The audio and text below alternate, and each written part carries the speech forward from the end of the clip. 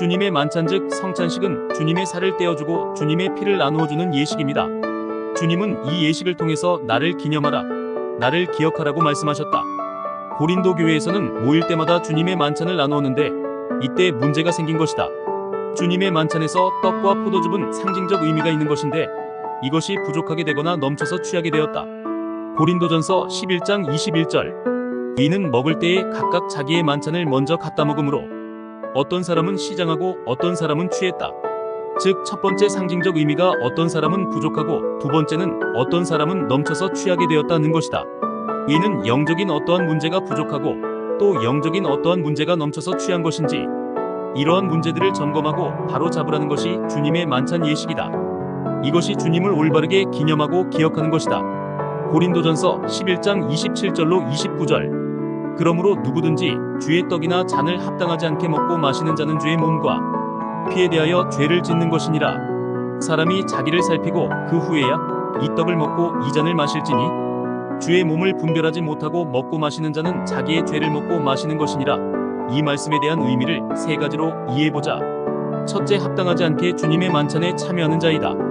히브리어로 아낙시오스. 이 의미는 부주의한 태도, 규례를 생각하지 않는 자, 즉 주님의 만찬에 참여할 자격이 부족하다는 것이다. 믿음이 없다는 것이며 믿음이 없는 자는 주님의 만찬에 참여할 수 없다는 것이다. 예수님께서 나의 죄를 위하여 십자가에서 죽으셨음을 믿는 것이 구원이고 주님의 만찬에 참여할 자격이 된다. 그런데 예수 외에 다른 것을 자꾸 넣으려는 것, 이것이 누룩을 첨가하는 행위이다. 합당하지 않은 것이다. 오직 예수, 이것이 구원의 전부이다. 인간의 구원에 다른 것을 첨가해서는 안 된다. 만일 이것이 부족하면 믿음이 부족한 자이며 믿지 않는 자이다. 주님을 믿지 않는 자, 믿음이 없는 자가 주님의 만찬에 참여하면 구원받을 믿음이 없으므로 주님의 몸과 피를 범하는 자가 되는 것이다. 30절은 이들이 연약한 자다라고 말하고 있다. 둘째, 주의 몸을 분별하지 못하는 자이다. 이것은 취했다는 것이고 과하다는 의미이다. 즉 포도즙이 포도주가 되어서 취했으니 분별이 없다는 것이다. 예수님의 만찬에 주님이 주인이셔야 하는데 내가 주인이 된다는 것이다. 이렇게 변질된 자는 주님의 만찬에서 잔을 받아서는 안 된다. 왜냐하면 예수님이 우리의 죄를 대신 짊어지셨는데 자신이 주님의 자리에 있으므로 자기의 죄를 먹고 마시는 것이 되기 때문이다. 여기서부터 이단과 사이비 사상이 나온다. 취했다는 것, 과하다는 것은 정상적인 신앙에서 지나쳤다는 것이다. 이런 자들은 30절에 잠자는 자라고 말하고 있고, 즉 영적으로 죽은 자들이다. 내가 예수고 내가 성령이다 라고 말하는 자들이다. 내가 우상이 된 자들이다.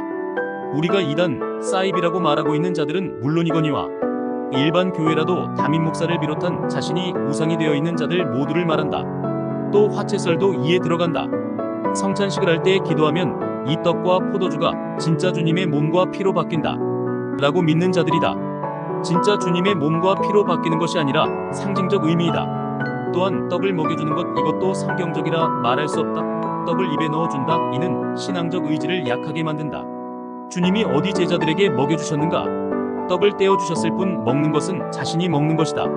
이렇듯 주님을 앞서서 자신이 우상이 된 그리스도인을 말한다. 이렇게 영적인 의미를 지나쳐 취한 자들에 대해서 30절은 잠자는 자, 영적으로 죽은 자라고 말하고 있다. 셋째, 자기를 살피고. 주님의 만찬은 주님께서 주님의 살과 피를 떼어주시는 예식이다. 우리의 영혼이 바로 설 수 있도록 하시기 위한 것이다. 주님의 만찬 때마다 우리는 교회에서 주님의 거룩한 만찬에 참여하기 위해서 회개하라는 말을 들어왔다. 내 안의 분노, 두려움, 미움, 음란 등 이러한 것으로부터 깨끗하라 는 말을 들어왔다. 물론 이런 것을 마음에 담고 주님의 만찬에 참여해서는 안 된다. 회개도 필요하다. 그렇지만 바울이 말한 자기를 살피라는 것은 단순한 회개를 말하는 것이 아니다. 회개하고 주님의 떡과 잔을 깨끗하게 받으라는 것이 아니다. 우리는 여태 잘못된 가르침으로 잘못된 주님의 만찬을 해온 것이다. 우리는 우리 스스로 우리의 죄를 씻을 수가 없어서 예수님께서는 십자가에 못 박혀 죽으심으로 주님의 몸, 떡을 주신 것이고, 또한 십자가에 못 박혀 피 흘려 죽으심으로 우리에게 포도즙 주님의 피의 의미인 생명을 주신 것 아닙니까? 그러므로 우리가 매번 주님의 만찬 때에 우리의 죄에 대해서 언급하라는 것이 아닙니다. 여기서 자기를 살피라는 것은 이렇듯 주님의 떡과 포도즙을 합당하게 먹고 마시고 있는지, 또 분별하지 않고 먹고 마시고 있는지 살피라는 것입니다. 이렇게 살피고서 주님의 만찬에 참여하라는 것이니, 영적인 의미는 만찬에 대할 때마다 잘못된 신앙에 빠지지 말고 경계하라는 것이다. 그러므로 주님의 만찬에 대할 때 회개도 필요하지만 바울이 말하는 바는 회개하라는 것이 아니다. 기다리라는 것이다.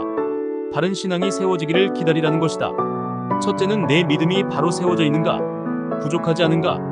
둘째는 내 신앙의 본질이 변질되지 않았는가? 예수 외에 다른 것이 들어가지 않았는가? 셋째는 이러한 것을 잘 분별한 후에 주님의 만찬에 참여하라는 것이다. 내가 영적으로 병들어 있지 않은가? 병들어서 연약해지거나 잠들지 않을까? 주님의 만찬을 대하기 전에 이러한 것을 잘 살피라는 것이다. 살핀 후에 주님의 만찬에 참여하라는 것이다.